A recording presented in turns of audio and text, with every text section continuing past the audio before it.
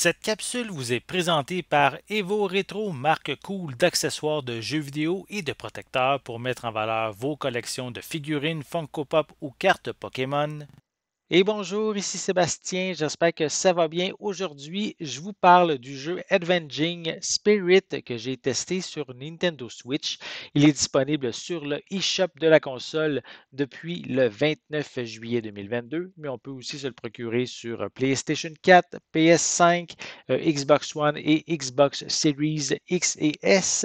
C'est un jeu qui est paru à la base dans les années 90, au début des années 90, et le jeu est connu sous le nom de Fantasme au Japon.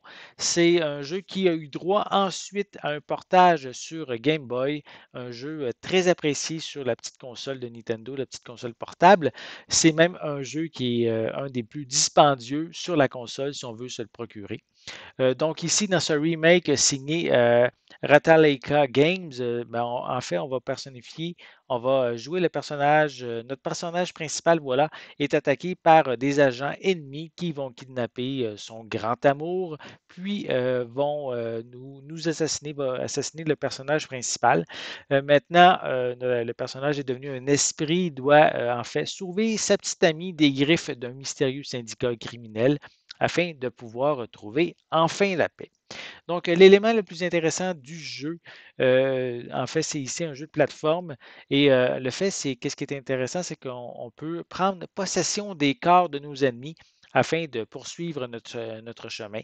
En fait, c'est même obligatoire aussi de le faire car sinon, notre jauge va diminuer et on perd une vie si elle se vide complètement. Puisqu'il y a une grande variété d'ennemis, mais le gameplay est aussi différent pour chacun d'eux. Certains sont plus lents, sautent moins haut. Les armes aussi vont être également assez variées au niveau de notre partie, plus dépendant du personnage ennemi qu'on va, on pourrait dire, prendre possession. Donc, c'est quand même ici une approche inhabituelle qui confère beaucoup de profondeur, je dirais, au gameplay et nous oblige aussi à varier notre façon de jouer. Chacun des 6 niveaux vont comporter un boss à la fin et je dirais qu'il est quand même assez important de trouver le bon ennemi à posséder afin de terrasser le boss efficacement. Visuellement, c'est très joli, hein. Ça rappelle les titres qu'on retrouvait dans les arcades dans les années 90 et aussi avec des personnages assez gros, bien détaillés et les animations sont ici bien fluides. Donc, Avenging Spirit est un bon jeu sans être le meilleur hein, qu'on peut retrouver sur le marché.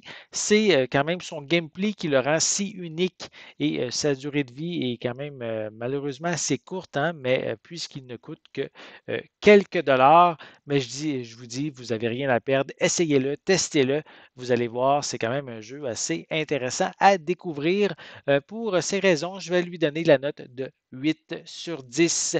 J'espère que vous avez aimé cette vidéo. Si c'est le cas, n'hésitez pas à mettre un pouce en l'air, à laisser des commentaires. Dites-moi justement, est-ce que vous aviez déjà joué à l'époque à Avenging Spirit? Avez-vous joué aussi peut-être à la version Game Boy ou vous découvrez le jeu avec cette version sur console nouvelle génération? Laissez-moi vos commentaires à ce sujet en dessous de la vidéo. N'oubliez pas non plus de vous abonner à ma chaîne afin de rester à l'affût de mes prochaines capsules. En attendant, je vous souhaite une bonne journée, une bonne soirée et je vais être de retour très bientôt. À la prochaine.